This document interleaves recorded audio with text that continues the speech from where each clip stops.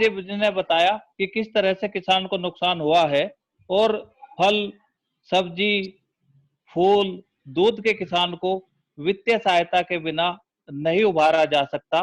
तो हमारे साथ में भारतीय जनता पार्टी किसान मोर्चा के राष्ट्रीय उपाध्यक्ष श्री नरेश सुरवई जी हैं। उनसे जानना चाहूंगा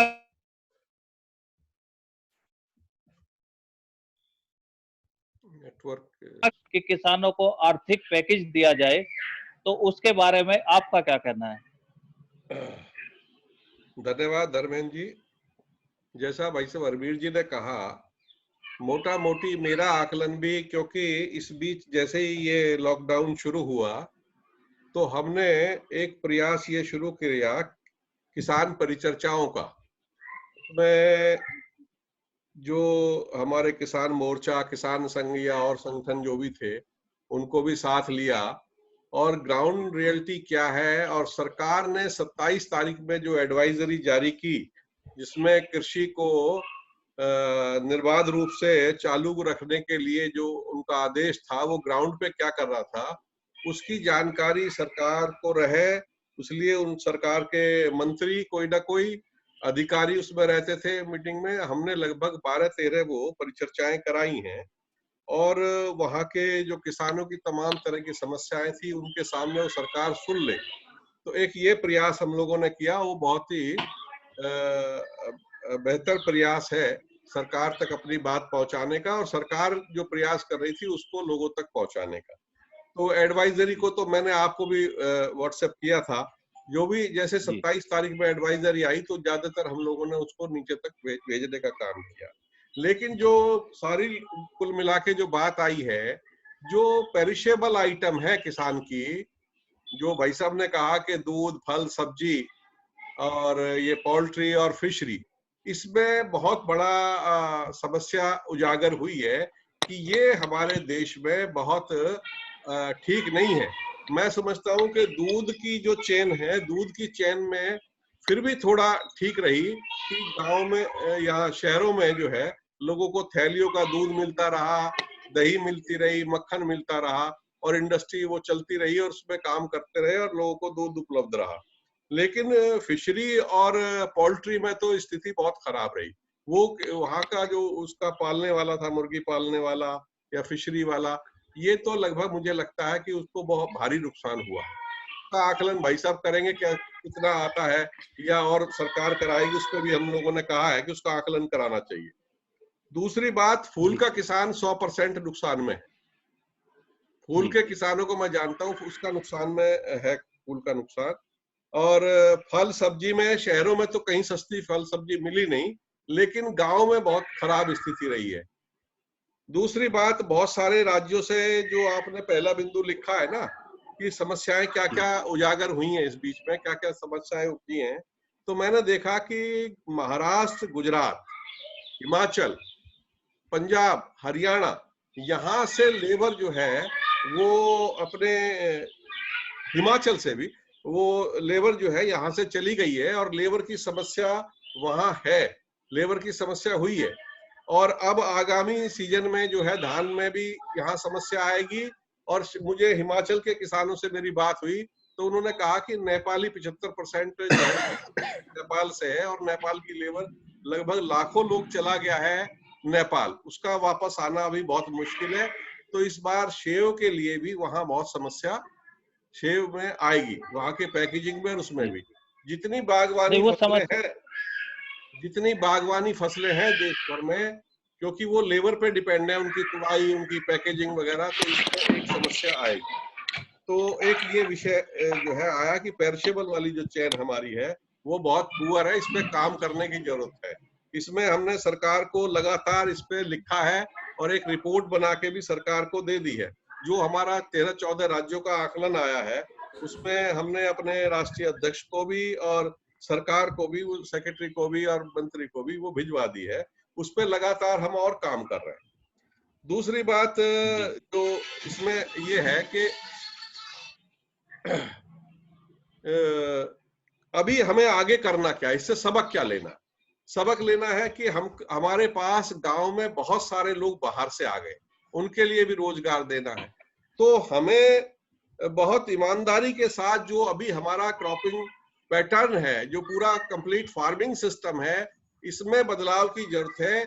ये गांव में हमको फार्मिंग सिस्टम जो इंटीग्रेटेड फार्मिंग सिस्टम हमारा हजारों साल पुराना था, उसको हमको इसको दोबारा अपनाने की जरूरत है। ऐसे संकट काल में हमको बहुत सारी चीजें सिखा के जाता है। तो ये संकट इसमें हमको ये दिखाएगा कि गांव में कम से कम हम एक साल का फल, दूध, दही, सब्जी का जो भी पेरिशेबल है, ये तो इसको छोड़ के जो अनाज है हमारे पास सब तरह की क्रॉप होनी चाहिए। जैसे पहले हम लोगों का एक सिस्टम था इंटीग्रेटेड फार्मिंग सिस्टम का, उसको अपनाने की जरूरत है। और इसमें पानी की व्यवस्था, पानी और अनाज, दो चीजों की व्यवस्था का ऐसा सिस्टम बनाना पड़ेगा। सरकार को भी उस पर काम करना पड़ेगा, सरकार भी उससे बचती रही है। हमारे सामने बहुत सारी समस्याएं केवल इस जो हमने मोनोक्रॉपिंग वाला पैटर्न अपना रखा है उसके कारण बहुत सारी समस्याएं पैदा होती है। इसको हटा के हमको इंटीग्रेटेड फार्मिंग सिस्टम पे जाना पड़ेगा। और गांव का खाना पीना, गांव का राशन गांव में सुरक्षित हो, ब्लॉक का ब्लॉक में हो और जिले का जिले में हो। जिले से बाहर हमको कहीं बाहर खाने के लिए व्यवस्था के लिए ना जाना पड़े। दूसरी बात, जो पेरिशेबल आइटम है उनकी सप्लाई चेन ऐसी हो कि अगर महानगरों तक उनको लेके जाना पड़े तो वो स्मूथली चले, उसमें ऐसे संकट काल में भी किसान को नुकसान ना उठाना पड़े। तो ये एक फार्मिंग सिस्टम। दूसरी बात, गांव में 40% आबादी ऐसी है किसानों के अलावा जिसके पास या तो मजदूरी करते हैं या पहले जो अपने पारंपरिक काम करते थे वो, तो उनके लिए रोजगार की व्यवस्था करनी पड़ेगी। दूसरी बात, किसान की समस्या ये है कि उसमें तो अपना ही गुजारा नहीं हो रहा, इतनी बाहर की जनता को कहाँ से वो खिलाएगा, उस पर बोझ खेती पे बढ़ेगा। तो हमको इसमें लघु छोटे छोटे उद्योग या वैल्यू एडिशन पे जाना पड़ेगा। और वैल्यू एडिशन के साथ साथ मार्केट पे भी डायरेक्ट हमको जाना पड़ेगा। उसके अलावा हमारे पास कोई चारा इसमें नहीं। सरकार से हम लगातार इन सारे बिंदुओं पे हमने अपना विषय रखा है कि भाई एक तो जो नुकसान हुआ है इसकी क्या भरपाई आप कर सकते हो। जब और लोग पैकेज मांग रहे हैं तो किसान को भी कम से कम फूल वाले, सब्जी वाले और फिशरी और इनको जो है क्या घोषणा करते हैं वो अलग बात है, लेकिन हमने अपना विषय रखा कि इनको आर्थिक मदद औरों की तरह भी इनको भी मदद होनी चाहिए। दूसरी बात यह है कि इस फार्मिंग सिस्टम को सुधारो। और आत्मनिर्भरता की संघ के जो संघ चालक है मोहन भागवत जी, उन्होंने भी बात करी है, प्रधानमंत्री ने भी बात की है। तो बात की है तो इस पे हमको कैसे लेके जाना, इसके लिए ठोस रणनीति बननी चाहिए और ये सप्लाई चेन को हमको दुरुस्त करना है। ये सब विषय हम लोगों ने रखे हैं। बाकी आगे जैसे विषय आएगा उसमें हम लगातार संपर्क में हैं और इसको आगे बढ़ाते रहेंगे, फीडबैक भी लेते रहेंगे सबसे। जी धन्यवाद। अब 1 मिनट आपको रोकना चाहूंगा। हमारे साथ हैं राकेश टिकैत जी, राष्ट्रीय प्रवक्ता भारतीय किसान यूनियन।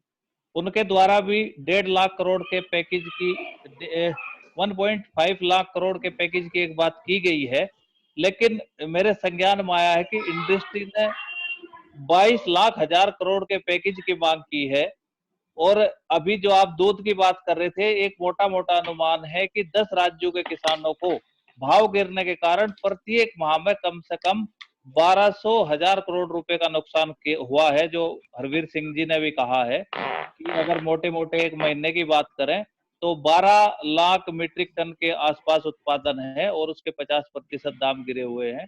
क्रेडिट स्विस की रिपोर्ट में ये कहा है कि 20,000 करोड़ रुपए से ज्यादा का नुकसान फल सब्जियों में था।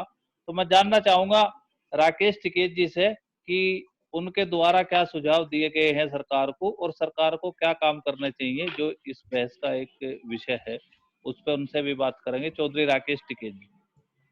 देखो, सरकार को हम जो बहुत दिन से जो बात कर रहे हैं और हमने बात ये करी है सरकारों से कि हमारे पास में डिस्ट्रिक्ट लेवल पे ये आंकड़े होने चाहिए कि कितनी जमीन में हमारे पास में वो आंकड़े किसी के पास में नहीं है, हमारे अधिकारी काम कर रहे हैं। आज भी हम उठा कर देखने लगे कि कितने में गन्ना है, कितने में आलू है, कितने में सरसों है, वो आंकड़ा कोई हमारे पास में देश में आंकड़ा नहीं है। हमने बहुत बार ये कहा कि जब फसलों के रेट ऊपर नीचे होते थे, वो इस कारण से रेट होते थे कि कितनी हमारी खपत है और कितनी हमारी जरूरत है और कितनी जो जनसंख्या है वो कौन सी चीज पर डिपेंड करती है। जैसे आलू का उदाहरण आप ले लें, तो आलू की खपत हमारी कितनी है और हमारी पैदावार कितनी हो रही है। तो किसान अगर भाव ठीक होता है तो वो अपने आप ज्यादा फसल उगाता है, भाव कम हो गया उसने फसल बोनी कम कर दी। तो सरकार को सबसे पहले आंकड़े तैयार करने पड़ेंगे, उसकी मैपिंग करनी पड़ेगी, कितने फसल की हमको जरूरत है, किस चीज की, वो हमको तैयार करना पड़ेगा। अभी जब से ये सब्जी में जो नुकसान किसान को हुआ, जब इसके खिलाफ आंदोलन शामली में हुआ, किसानों ने अपनी फसलें उजाड़ी, उसके बाद में वहां के अधिकारी गए और उसको ये देखना शुरू करा, वो लिखित पढ़त में लिखा है कि यहाँ पे किसानों ने कितने रखी थी, कितने बैंगन लगा रखे थे, इनके पास तो कोई आंकड़ा नहीं है। जब तक हमारे पास में आंकड़ा ही नहीं होगा कि कितना नुकसान हुआ, तो सरकार से अगर पैकेज मिलेगा तो देंगे किस किस को। सबसे ज्यादा जरूरत है कि जो फूल का किसान है, जो सब्जी का किसान है, जो दूध का किसान है, जो पोल्ट्री फार्म का किसान है, उसकी सबसे पहले मदद होनी चाहिए। गेहूं का किसान भी है कि जैसे बरसात हुई उसमें बहुत नुकसान हो गया, जैसे आज भी बरसात हुई, अगर अब भी किसी का गेहूं बचा हुआ है तो 100 का 100% गेहूं का किसान भी बर्बाद हुआ। तो ये जो सारी चीजें हैं, सरकारों को तुरंत पहले रिपोर्टिंग हो, हमारे अधिकारियों के पास में पूर्ण रूप से आंकड़े हो, उनका कितना नुकसान हुआ उसकी भरपाई हो, और इसमें 1.5 लाख करोड़ की बात तो पहले की, लेकिन तो नुकसान हो बढ़ता जा रहा है। बहुत ज्यादा पैकेज की बात करनी पड़ेगी, और पैकेज का भी है कि बिजली सरकार फ्री कर दे, और वैसे सब्सिडी किसानों को देनी पड़ेगी दूसरे तरह की। उनको आप बिजली फ्री का आप वो करवाओ, आप उनको फर्टिलाइजर बीज उसमें आप सहूलियत दिलवाओ। ये तो सारी चीजें रिपोर्ट बन के सरकार तक आए, कैसे उनको बेनिफिट मिल सकता है, ब्याज में उनको बेनिफिट मिल जाए। जो केसीसी धारक किसान है उसको 1 साल के लिए वो रिन्यूअल होगा पूरा का पूरा, उसका जो इंटरेस्ट सरकार माफ करे। अब अगर सरकार कुछ नहीं करेगी तो देश में जो कोरोना काल चल रहा है, इससे और ज्यादा भयानक स्थिति देश में आने वाली है। जी जो जी, धन्यवाद। समस्या आएगी, ये एक बड़ी समस्या आने वाली है।